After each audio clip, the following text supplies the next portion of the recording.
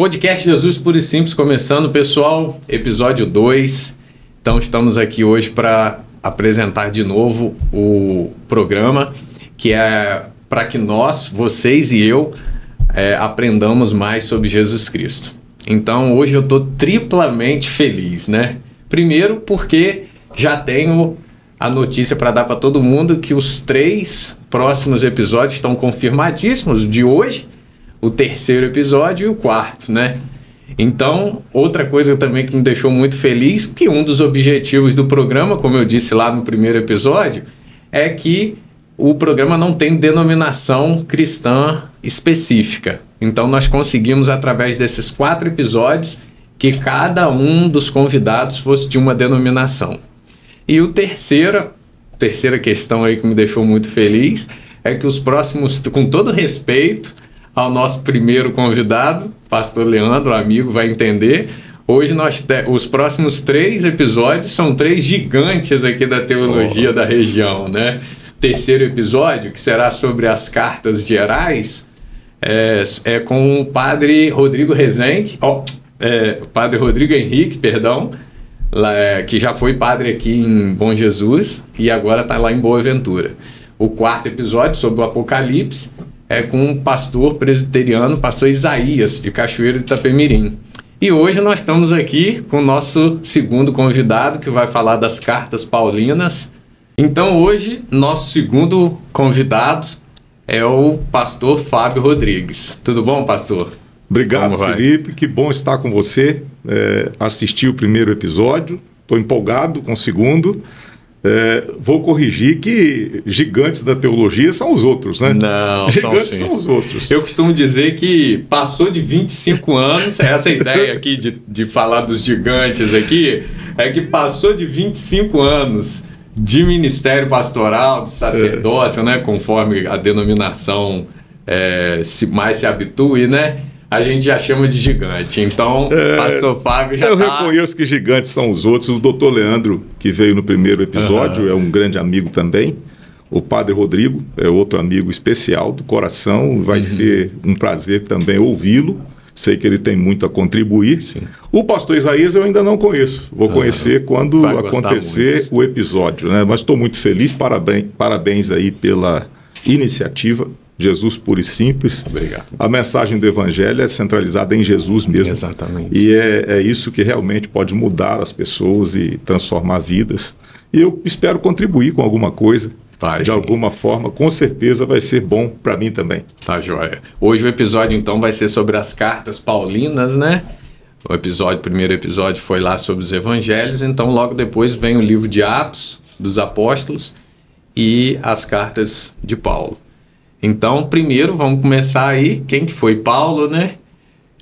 Paulo de Tarso, ou Saulo de Tarso, né? Queria que você desse essa introdução para a gente aqui de quem foi Paulo. Nós já conversamos previamente e na nossa conversa inicial, nós falamos sobre isso. Eu vou abordar aqui alguns assuntos sobre esse gigante da fé, Paulo de Tarso, o grande apóstolo Paulo. Eu vou tocar num ponto que é comum que as pessoas até entendam que Saulo trocou de nome para Paulo. A mudança de nome é até comum nas escrituras e algumas personagens passaram por esse evento, né, por alguns eventos desse tipo. Por exemplo, Jacó, depois de ter um encontro com Deus, foi chamado Israel. Abrão foi chamado de Abraão. Houve uma mudança de nome. A gente vê no Evangelho quando Jesus chama Simão e diz: tu és Pedro, né? E a gente tem essa ideia de que essas personagens bíblicas, elas passam por um momento de conversão, de mudança, um ponto de inflexão e que os nomes são alterados. No caso de Paulo, esse homem incomum, ele não foi alguém que passou por esse processo. Eu trouxe pouca coisa aqui. Eu tenho o Dicionário Davis, que é uma base muito boa para os meus estudos. Eu tenho esse livro há uns 30 anos. E foi dos primeiros que eu comprei lá atrás. E John Davis, ele diz que Paulo é um nome grego, Paulus, que vem do latim Paulus. e no hebraico, Saulo, Shaul, na verdade, né? E a gente encontra na vida desse homem alguns momentos em que os nomes são usados até simultaneamente. Por exemplo, Saulo de Tarso teve um momento de conversão em Atos 9, um encontro com Jesus no caminho de Damasco. No livro de Atos ele é chamado de Paulo, constantemente, e ele próprio se identifica nas cartas como Paulo. Porém, em Atos 13, por exemplo, já depois do episódio da conversão, 13:9, ele é chamado de Saulo ainda, né? Diante do procônsul Sérgio Paulo, numa experiência que ele estava, num momento da vida dele. E é comum para o tempo que os judeus da diáspora, eles usassem os nomes simultaneamente, o nome latino ou grego e o nome hebraico. Então, na verdade, Saulo é o nome hebraico. Não houve a mudança, Paulo é o nome latino.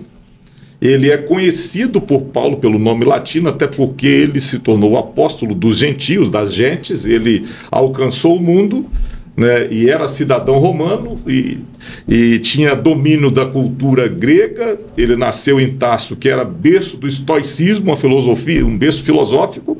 Então era um homem extremamente preparado. O nome Paulo quer dizer pequeno. Ele era um judeuzinho pequeno, né, mas um gigante da fé, né? Então a gente tem assim, a referência principal desse homem é isso. Um pequeno homem na estatura, um grande homem nas ações, né, um impacto que não dá para ser medido. Certo, uma pessoa inigualável, com uma missão muito grande e que deu conta desse chamado, influenciou o mundo, né? O mundo de hoje não seria o mundo que temos se não fosse a influência desse grande homem, desse grande pequeno homem. Certo. Então, assim, Paulo vem, como você já disse ali, né, não conheceu Jesus Cristo pessoalmente, né? Ele veio logo após, e a conversão dele veio logo após, pelo menos os evangelhos ali, né? Eu não consigo saber agora ao certo quanto tempo depois aproximadamente ele veio a ter essa conversão e assim começar a pregar. Mas qual era o contexto cultural, histórico ali da época pós-crucificação de Jesus, e para que Paulo tivesse essas dificuldades que teve, ainda sendo, por exemplo, preso, como há os relatos aí de cartas, inclusive escritas da prisão. Então, assim, qual era o contexto em que Paulo estava presente ali para que todas essas dificuldades ainda imperassem ali sobre ele, né, e a pregação dele? O contexto, eu posso abrir aqui a Bíblia? Sim, claro. A história de Paulo, ela começa, essa aqui é nova, tá? Essa aqui é uma Bíblia nova, tirei do plástico e ao final vai ser sua. Oh, obrigado. Tá? Vai ser sua. Poxa, Atos dos Apóstolos é um livro histórico do Novo Testamento, é um livro escrito por Lucas, um médico, um homem, um historiador de primeira linha. Lucas é detalhista nas suas narrativas. A história de Saulo de Tarso, o apóstolo Paulo, ela entra em evidência nas Escrituras no capítulo 9 de Atos dos Apóstolos. E é nesse momento que ele tem mais evidência. Embora no capítulo 6, a Bíblia conte a história de que ele participou, ele consentiu na morte de Estevão, que foi o primeiro mártir da igreja. Numa perseguição que se levantou, Estevão foi apedrejado.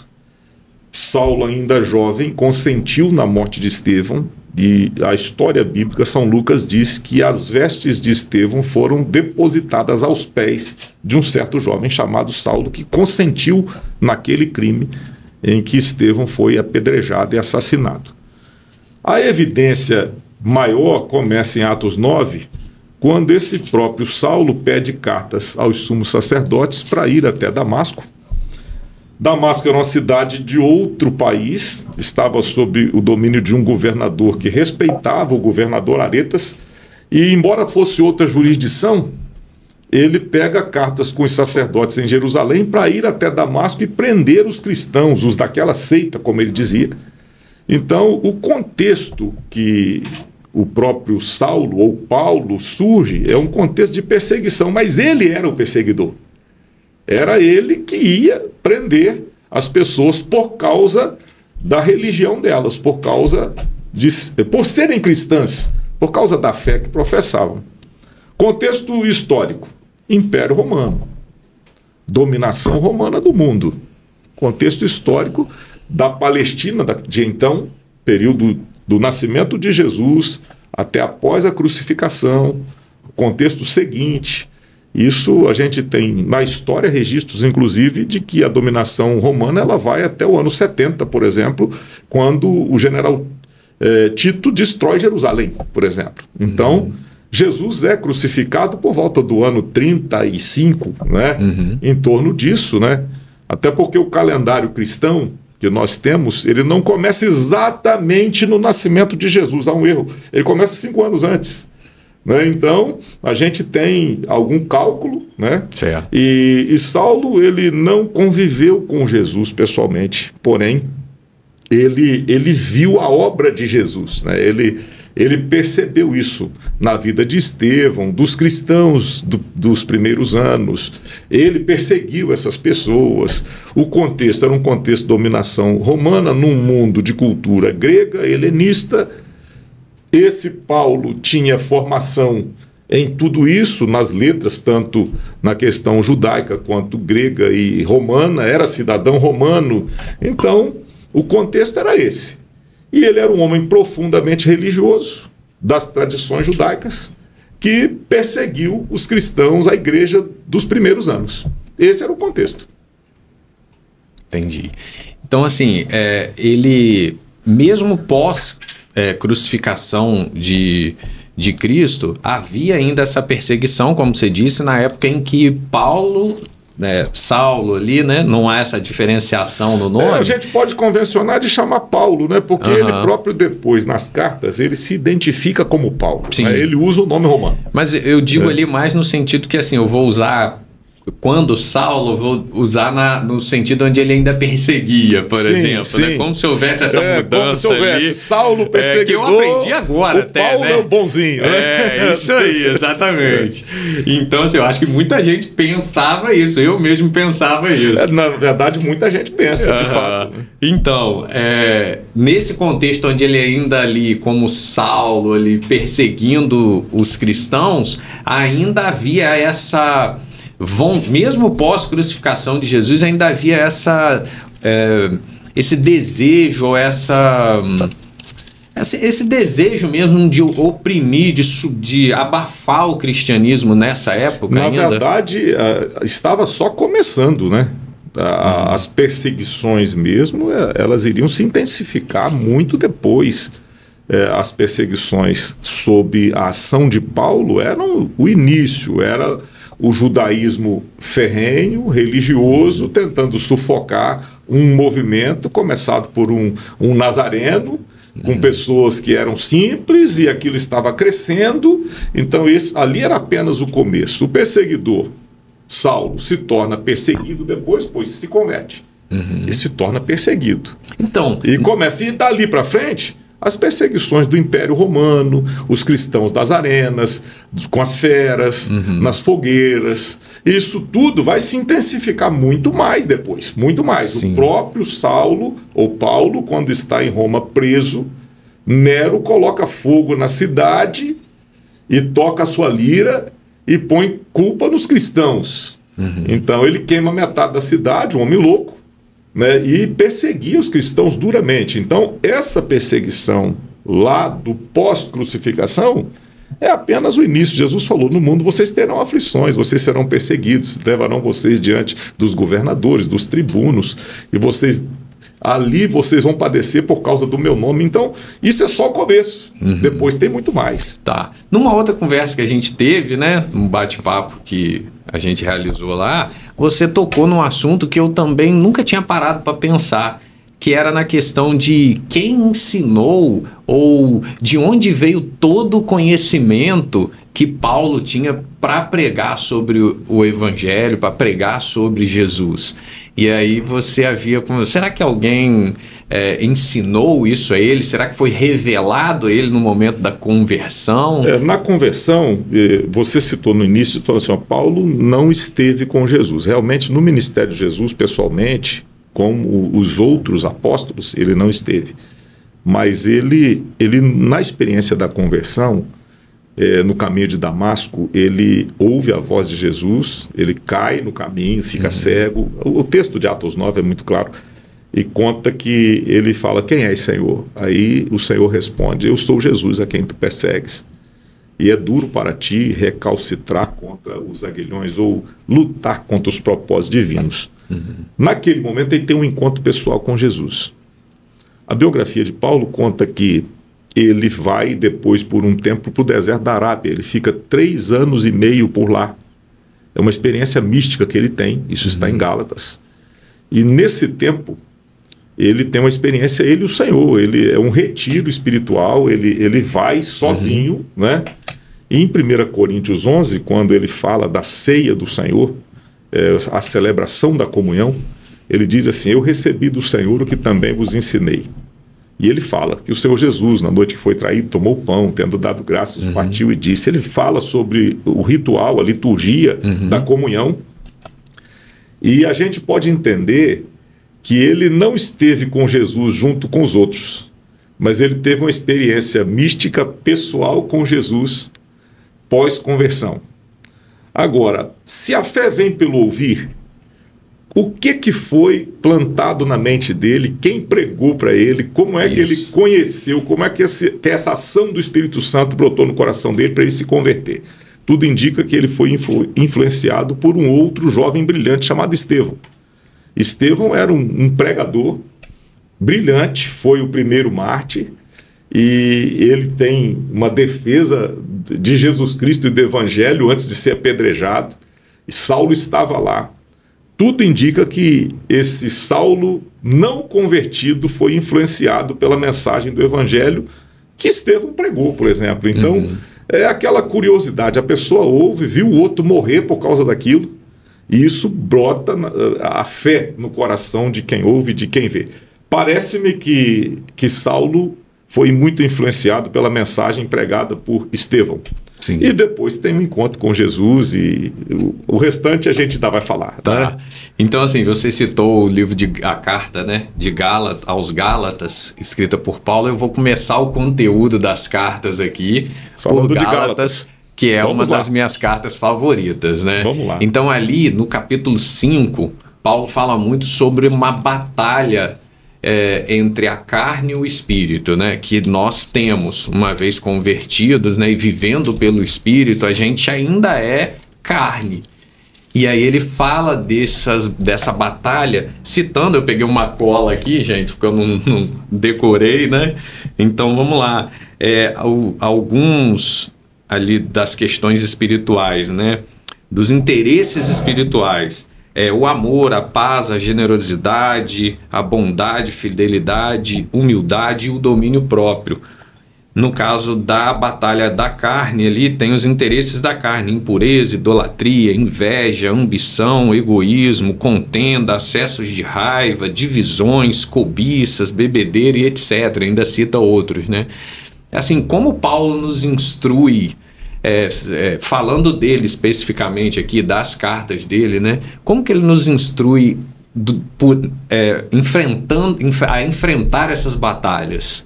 Bom, a vida cristã, ela de fato, ela compreende batalha entre a carne e o espírito, a natureza humana e a vida espiritual. Sim. Na nossa conversa eu te falei de que vai vencer aquilo que a gente alimentar mais. Te contei a história de uma pessoa que apostava em corrida de cavalos e ele sempre que apostava, ganhava. Apostava no cavalo branco, ganhava. No cavalo amarelo, ganhava. No preto, ganhava. E as pessoas tinham curiosidade para saber por que ele sempre ganhava. E alguém foi observar e depois descobriu o segredo. Ele conhecia o treinador dos cavalos. E o cavalo que estava alimentado adequadamente é o que ganhava. Então, na vida espiritual, na questão da carne e do espírito, vai ganhar o que você alimentar. Se alimentar a carne ganha a nossa natureza carnal. Se alimentar o espírito ganha a natureza espiritual. E eu observo aqui que ele fala sobre as obras da carne, Gálatas 5,16 em diante, e o fruto do Espírito. E você vai observar, quando ele fala das obras da carne, ele fala no plural.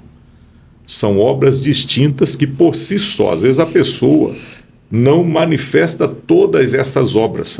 Às vezes a pessoa está envolvida com uma delas. Sim. Né? Com alguma delas.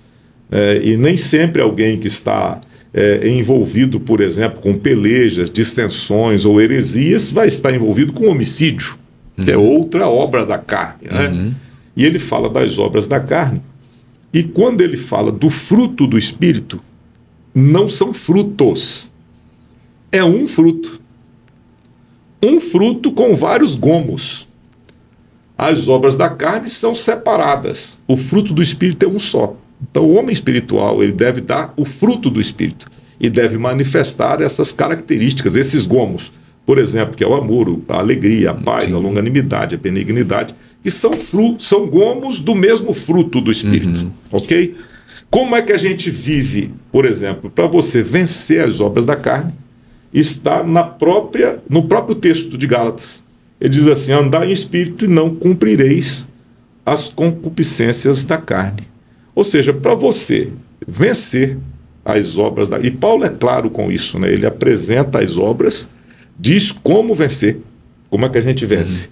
Andando em espírito, ou seja, alimentando aquilo que você quer que ganhe. Né? Sim. Alimente o espírito e você não vai ser dominado pelas coisas que a carne pode produzir ou que pode te levar. Então Sim. ele começa dizendo andar em espírito e quando termina de falar do fruto do espírito, ele diz assim, os que são de Cristo crucificaram a carne com as suas paixões e concupiscências.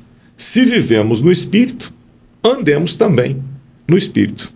Então, vai ganhar a corrida o cavalo que você alimentar. Sim. Uma coisa interessante que eu acho nessa passagem também, que os frutos da carne, quando ele fala, não tem nada...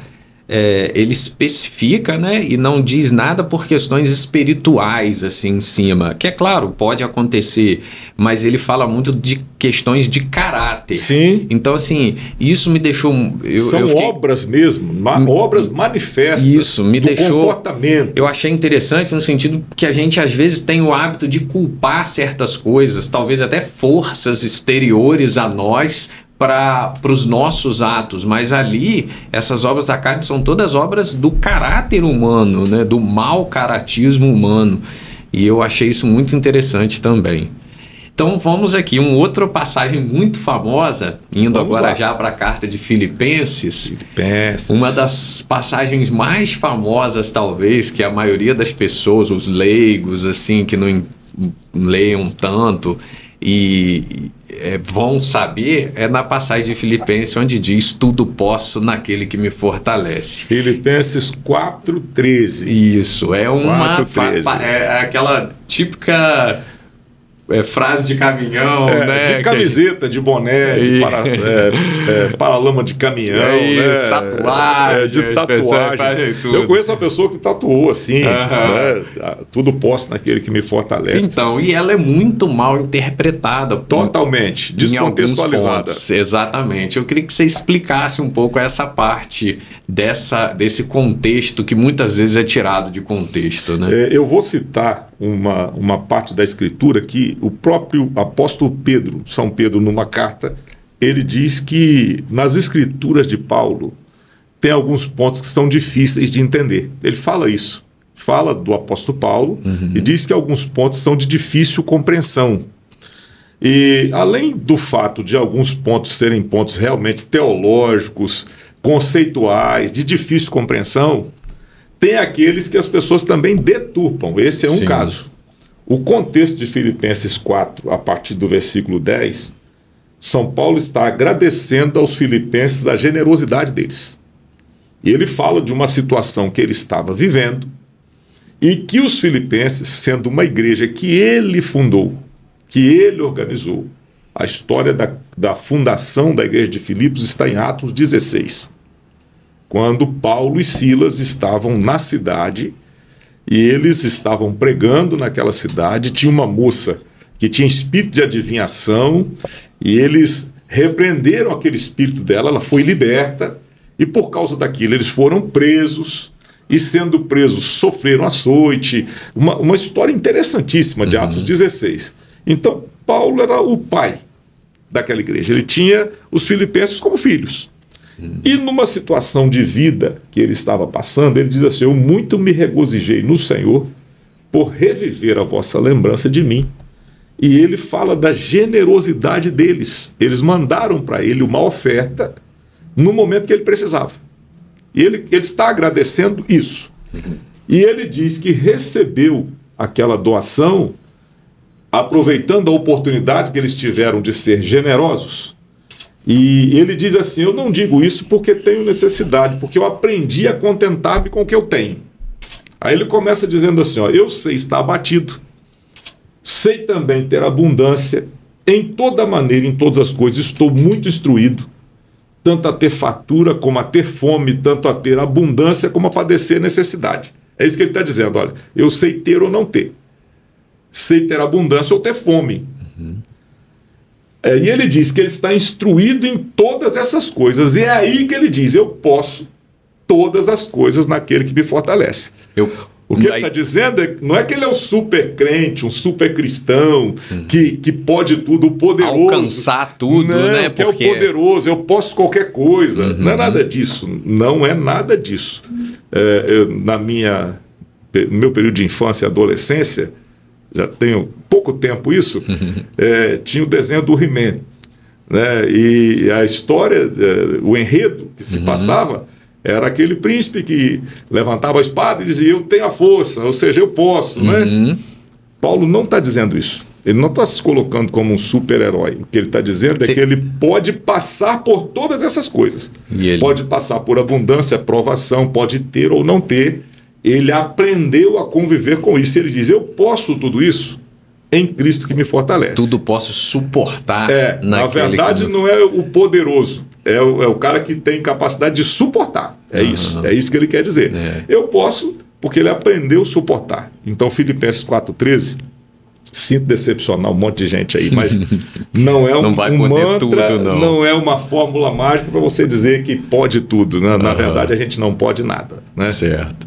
Então vamos agora pular para a carta. Vou te deixar um tema Vai com calma. espinhoso aqui agora, né? Mas eu quero a sua opinião, claro. A gente fala que o programa é sem denominação, mas obviamente você tem que seguir pela sua linha teológica, né?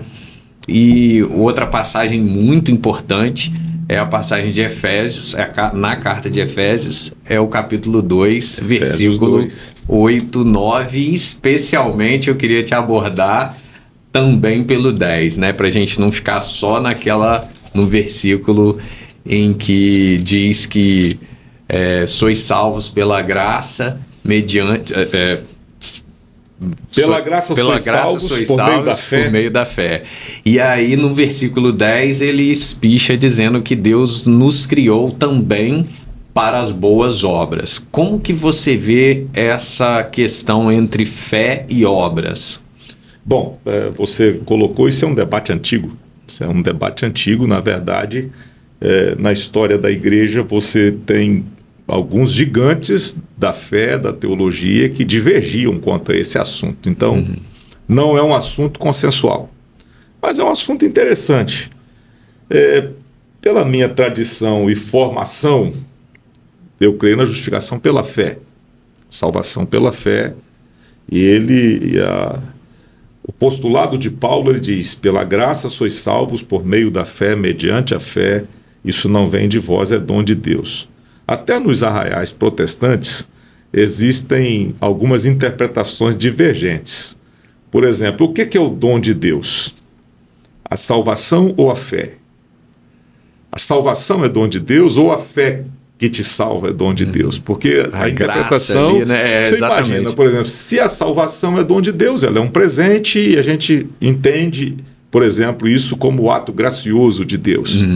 Mas se você só pode ser salvo pela fé, a fé também tem que ser um dom de Deus. Se Deus não te der a fé, você não consegue a salvação, é isso? Então são perguntas que elas vão permear o debate. A justificação pela fé, a salvação pela graça mediante a fé, ela é muito abordada por Paulo. O problema aqui é qual o lugar que as obras ocupam. Porque há aqueles que vão defender a salvação pelas obras, pelo mérito, né? Eu até acredito que assim, não tem nenhuma denominação cristã que não coloque a fé como o ápice da salvação. Acho que acredito que algumas podem diferenciar na abordagem que se fala em relação... Há diferença, sim, na abordagem... à obra, sabe? Há diferença na abordagem ao lugar das obras, né? Isso. Qual a minha interpretação quanto a isso? Salvação pela graça, mediante a fé. Porém, as obras, elas não são a causa da salvação, mas elas são uma consequência. Entendi. Porque, versículo 10, somos feitura sua, criados em Cristo Jesus para as boas obras. Então a pessoa não é salva pelas obras que faz, mas sendo salvo por Cristo, sendo alcançado através da fé e tendo recebido a salvação, é salvo para fazer as boas obras. Então é incoerente que alguém que se diz de Cristo não dê o fruto bom. Então, as obras, elas serão uma consequência, não a causa. Fomos salvos para as boas obras. É um dever do cristão dar bom fruto, porque a árvore é conhecida pelo fruto que dá. Sim. Aí Jesus ensina isso. Então, nesse caso, o meu pensamento é: as obras não salvam, mas pessoas salvas fazem boas obras que glorificam a Cristo. Entendi. Esse é o meu pensamento. E aí nós vamos, ainda falando sobre essa questão de obra e fé, eu queria ir lá para Romanos, capítulo 5, versículo 20, onde esse versículo, ele também é um pouco tirado de contexto em algumas situações, principalmente por um movimento. Eu não vou dizer nem especificamente de quem é esse movimento, porque eu não sei aqui, são várias pessoas que estão vindo, mas um termo que tem aumentado e me preocupado um pouco é o termo chamado hipergraça. Esse versículo em si, ele fala, onde abundou o pecado, superabundou a graça. Paulo Perfeito. fala isso no Romanos 5:20.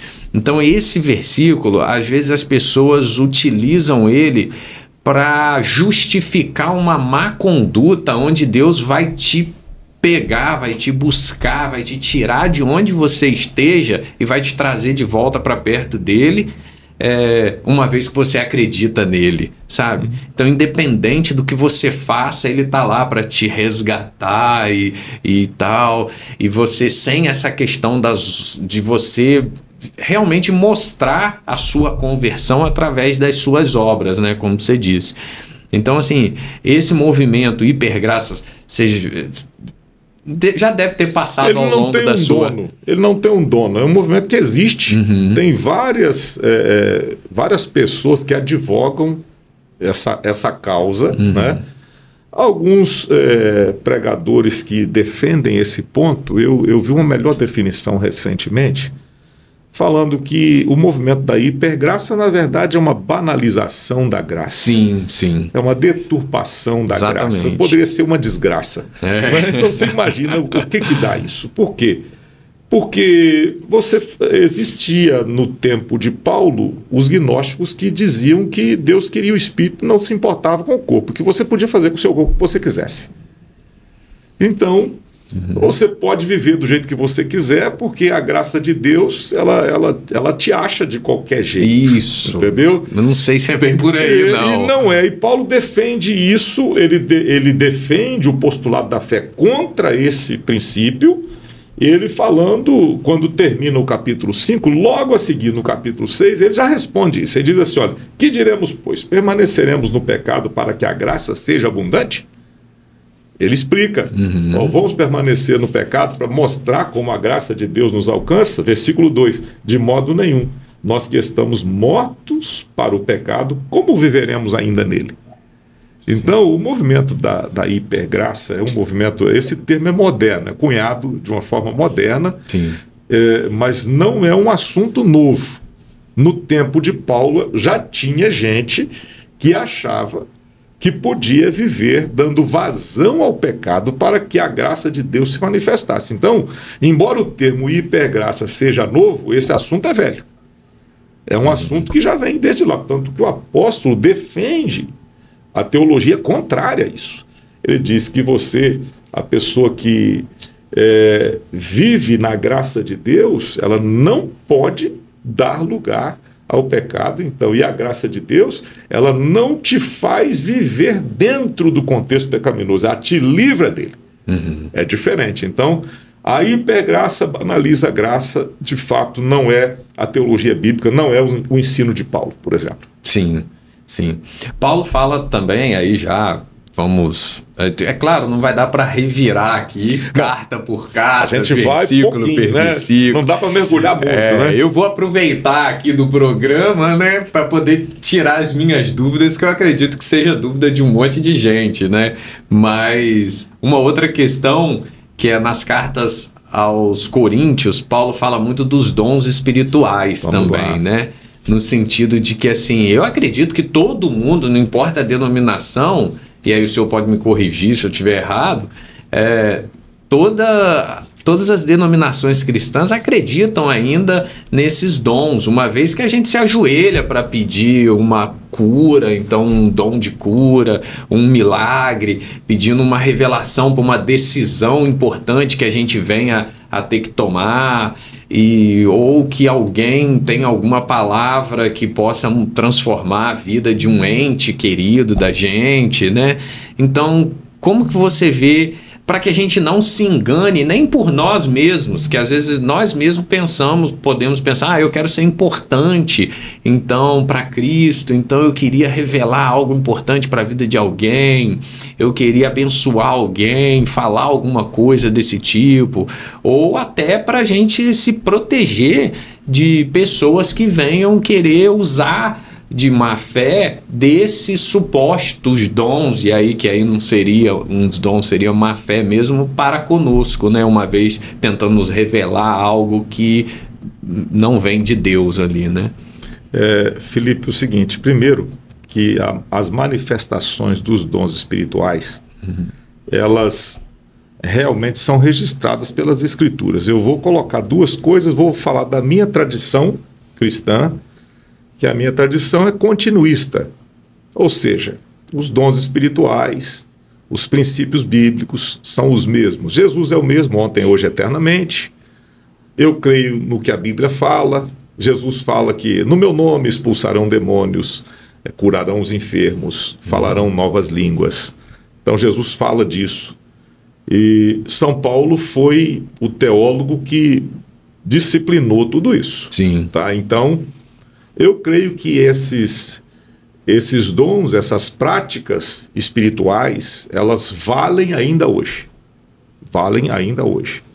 Mas existem aqueles que são cessacionistas, que dizem, esses dons espirituais, essas práticas foram para aquele tempo.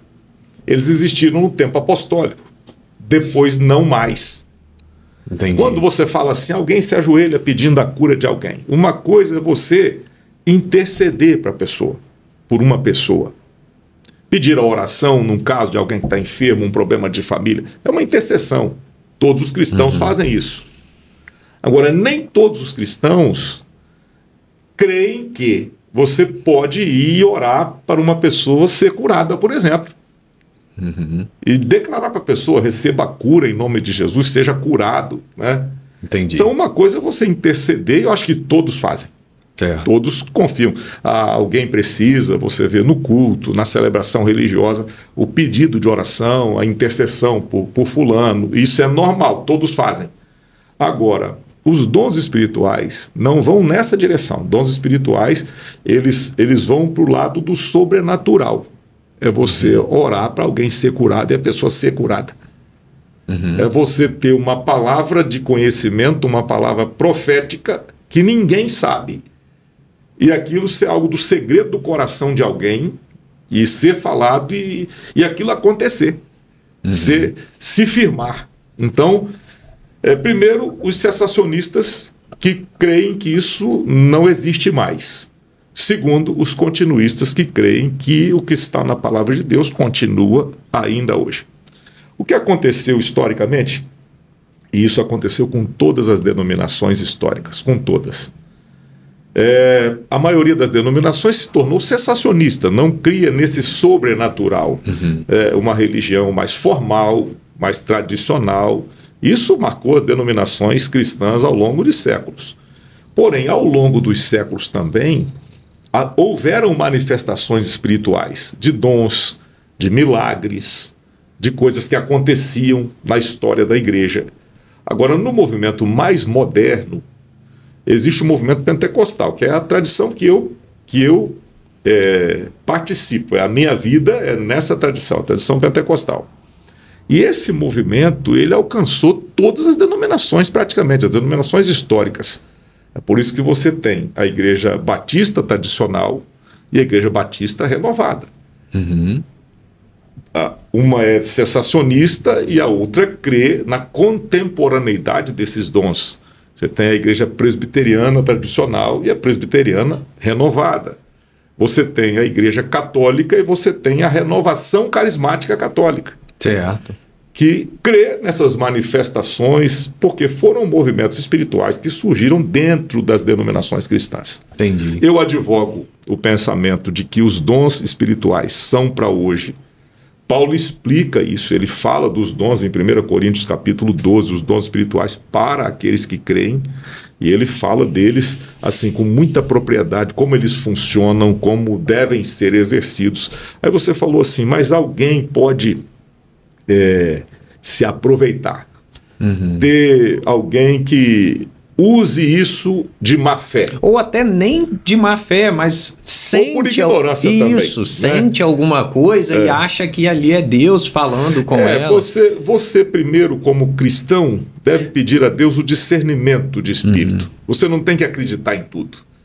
Então, a própria palavra de Deus diz, e Paulo fala disso também, que você deve provar os espíritos, você deve observar se aquilo é de Deus. Porque determinadas coisas que alguém fala, que foi Deus que falou, ou Deus que fez, não testificam no seu coração.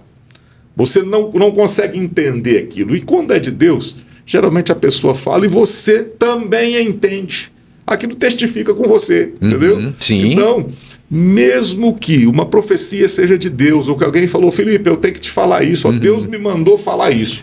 Mesmo que seja Deus falando, você tem o direito de duvidar, você tem o direito de questionar, você tem o direito de observar e julgar aquilo. Sim. Você não julga a pessoa, mas a mensagem sim. Entendi. Entendeu? Então, quando alguém vem e faz algo em nome de Deus, e se aquilo não testifica, se aquilo não bate com a sua fé, vamos imaginar que alguém chegue e fale com você que você está vivendo uma determinada prática de vida e você não está. Você, na hora, tem que dizer que aquilo é mentira. Certo. Você não está naquela vida. Você não está vivendo aquela experiência, entende? Entendo. Então, alguém pode se apropriar de algo que é de Deus ou não, pode haver meninice, pode haver erro. E casa que tem menino, tem essas coisas.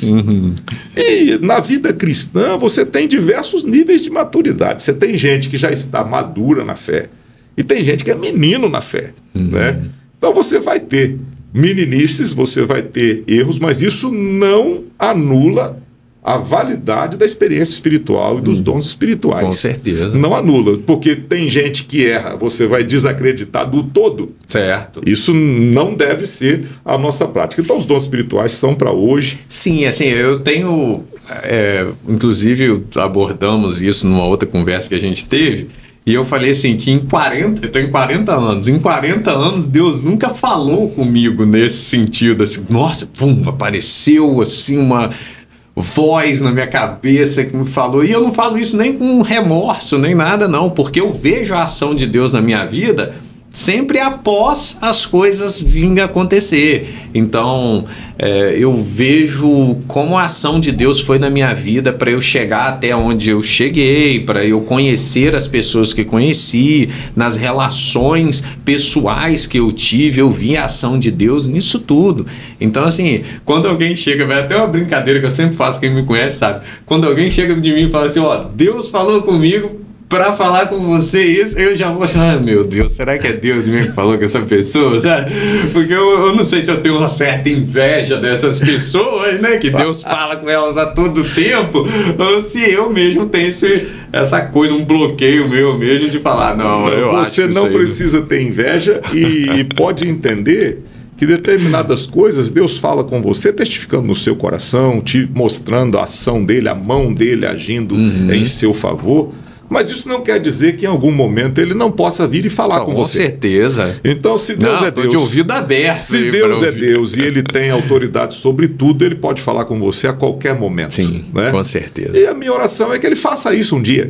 Sim. Para você, obviamente, ter a sua experiência também. Exatamente. Né? Então, aqui, se aproximando um pouco do fim, né? Eu queria deixar em aberto para você para você dizer especificamente qual a carta que você mais gosta, qual aquela que você gosta de revisitar, ler, fazer um estudo específico sobre ela.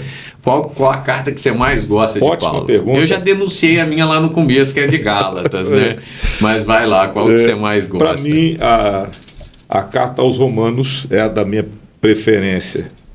Romanos, no Novo Testamento, na ordem das cartas de Paulo, é a primeira, logo depois de Atos. Sim. Mas na ordem de escrita, ela é a sexta, na verdade. Ela não é a primeira que foi escrita, ela é a sexta carta. Paulo escreveu a carta aos Romanos antes de ir a Roma. Ele não conhecia a igreja de Roma ainda, ele tinha amigos lá. Mas a igreja de Roma era a igreja da capital do mundo, de então. E ele, por ter amigos lá e até parentes dele lá, ele cita alguns parentes, ele dá o nome dessas pessoas que participavam, que eram membros da igreja de Roma. Ele escreve a carta aos Romanos antes de ir a Roma. Então a carta chega antes dele. E para mim é da minha predileção porque Romanos é a carta mais teológica. Existem todos os princípios do Evangelho na carta aos Romanos. Ele aborda, nós falamos de justificação pela fé. Romanos ele trata disso também. Então ele aplica todos os princípios do Evangelho, todos os pontos do Evangelho estão em Romanos. Ele fala da queda, da redenção, da justificação pela fé. Ele fala do relacionamento de Deus com Israel, como foi. Enfim, Romanos, da salvação não só para o povo. Alcançando não só os judeus. Aliás, ele coloca que judeus e gentios precisam da mesma graça. Então, o Evangelho, de fato, ele é exposto em Romanos. Romanos é a epístola mais teológica de Paulo. Tem uma pessoa que eu agora não vou lembrar quem é, mas disse que se por algum motivo toda a Bíblia fosse perdida e só sobrasse a carta aos Romanos, teríamos todos os princípios do Evangelho ali. Isso, a vida cristã ainda permaneceria. Ele começa, por exemplo, quando você lê Romanos 1, ele fala de depravação, de queda, depois ele fala de redenção. Enfim, Romanos é um resumo de todo o Evangelho. E para mim é a carta mais teológica e é a da minha predileção, é a que eu gosto mais, né? Então leio mais, já li Romanos, já tive a oportunidade também de pregar e expor a carta aos Romanos toda. Capítulo por capítulo, pregação expositiva. Isso, eu gosto muito pregação expositiva, você pegar o texto e explicar o texto. Eu costumo dizer que as mensagens mais complicadas têm que ficar para os pregadores mais inteligentes, né? Então eu, como não sou o mais inteligente, eu prefiro pregar expositivamente, porque eu pego o texto e explico o texto, aplico o texto, né? Aquele texto espinhoso você passa para outra pessoa? Não, rapaz, eu deixo os assuntos mais complexos para os sujeitos mais inteligentes, como o pastor Leandro e outros aí, né, que são... Mas eu gosto muito de Romanos, e Romanos é a síntese de todo o Evangelho. Se não houvessem outras escrituras, em Romanos nós teríamos todas as verdades do Evangelho, que o Evangelho é poder de Deus para a salvação de todo aquele que crê. O Evangelho transforma o homem caído numa pessoa restaurada diante de Deus. O homem é justificado pela fé, é graça de Deus a salvação. Enfim, em Romanos a gente tem todos os ingredientes do cardápio todo. Isso. E assim, eu queria que também você dissesse qual impacto das cartas de Paulo, tanto na igreja primitiva, lá no começo, quanto nas igrejas hoje, assim, qual o impacto que você vê das cartas dele de antigamente e até hoje, assim? Eu vou citar, vou pegar John Davis e vou citar no dicionário Davis, uma versão antiga, não é a mais nova. Ele fala a respeito do impacto de Paulo e ele mostra o seguinte: por meio da ação inteligente de Paulo, estabeleceu-se no mundo a universalidade do cristianismo. Ou seja, se não tivéssemos a ação e o ministério de Paulo, o mundo de então não seria, o mundo de hoje não seria o mundo que temos. A igreja não seria como é, porque Paulo foi o principal instrumento que Deus usou para isso. Ele tornou a igreja independente do ritualismo judaico, adaptável a todo o gênero humano, e isso aí a gente chama de catolicidade, né? Que é a universalidade.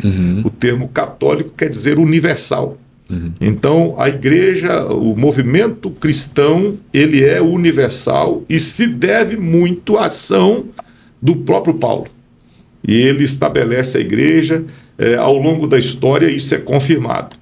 Outros obreiros colaboraram neste mesmo trabalho, porém, só ao apóstolo São Paulo foi divinamente confiada essa missão, a missão especial. A ele, mais do que a qualquer outro, se devem as conquistas do evangelho no mundo.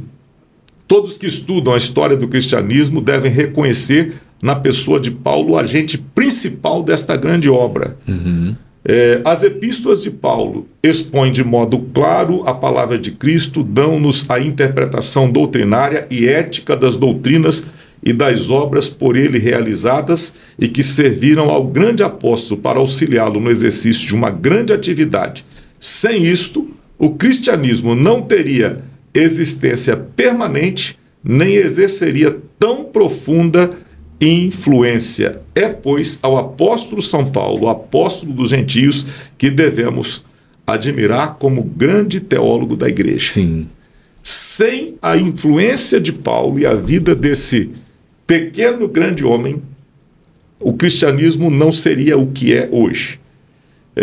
Doutores, a igreja teve muitos ao longo dos séculos, a gente pode citar Agostinho, São Tomás de Aquino, o próprio Jerônimo, e por aí vai, né? Doutores ao longo dos séculos. Tem os teólogos modernos, tem muitos, e eu cito alguns e gosto de alguns.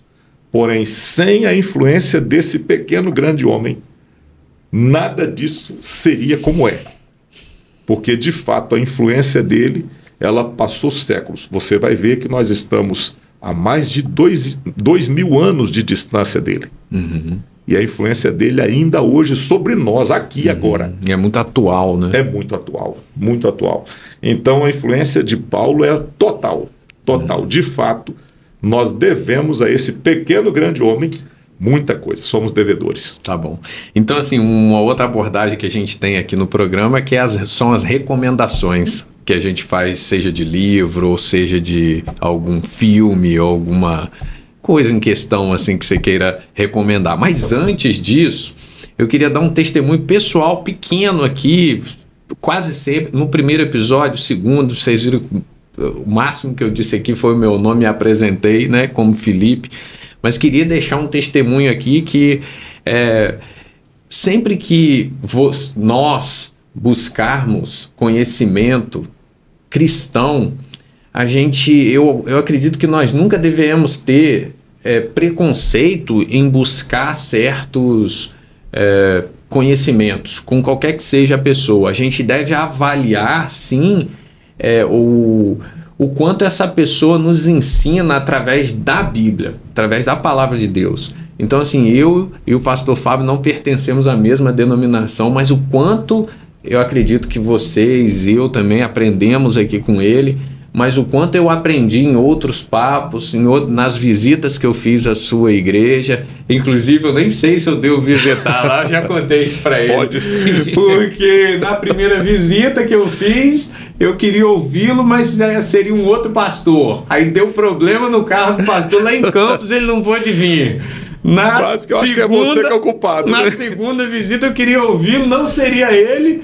Aí teve um outro pastor que teve um problema de saúde lá, não pôde ir. Eu nem sei o que vai acontecer agora, da próxima vez que eu for. E nas duas não seria ele e foi ele. Então eu fui muito abençoado com isso aí. Tô com medo, hein, pessoal? Foi uma experiência da primeira igreja. Qual é lá? A primeira Assembleia de Bom Jesus. Isso, né? Então assim, tô com medo, pessoal, aí da primeira Assembleia, os pastores que vão lá convidados. Cuidado quando eu for lá, hein? Mas enfim, eu queria deixar esse testemunho aqui, o quanto eu aprendi com ele nas vezes que eu encontrei. Então, sempre mostrando a palavra de Deus, sempre trazendo os ensinamentos da palavra de Deus. Então, que ninguém tenha nenhum, por não ser de uma denominação ou de outra, participe aqui do programa, mande aí nos comentários alguma pergunta para os próximos convidados. O próximo será o Padre Rodrigo. Deixa a pergunta para ele aí sobre as cartas de Arais. Se alguém tiver uma dúvida, eu trago as perguntas para cá. Então, quem puder aí auxiliar a gente vai ser de muito bom grado. Tá bom? Então, a sua palavra de aprendizado, e o aprendizado é mútuo, sabe? A experiência é boa para ambas as partes. A gente aprende nesses momentos, e eu também te agradeço por poder estar com você aqui e aprender também. A própria palavra de Deus diz que a gente deve examinar tudo e reter o que é bom. Então, você faz bem em examinar tudo. Eu faço a mesma coisa. Não tenho preconceito nenhum de ler, de dialogar, de conversar. Tenho bons amigos que são de outras religiões e Jesus fazia isso. Sim. Jesus fazia isso. Você sentar e ver o que te aproxima do próximo. E essa experiência humana, ela é boa, né?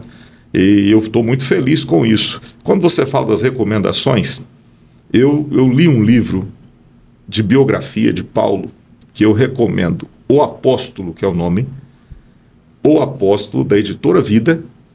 O autor é John Pollock.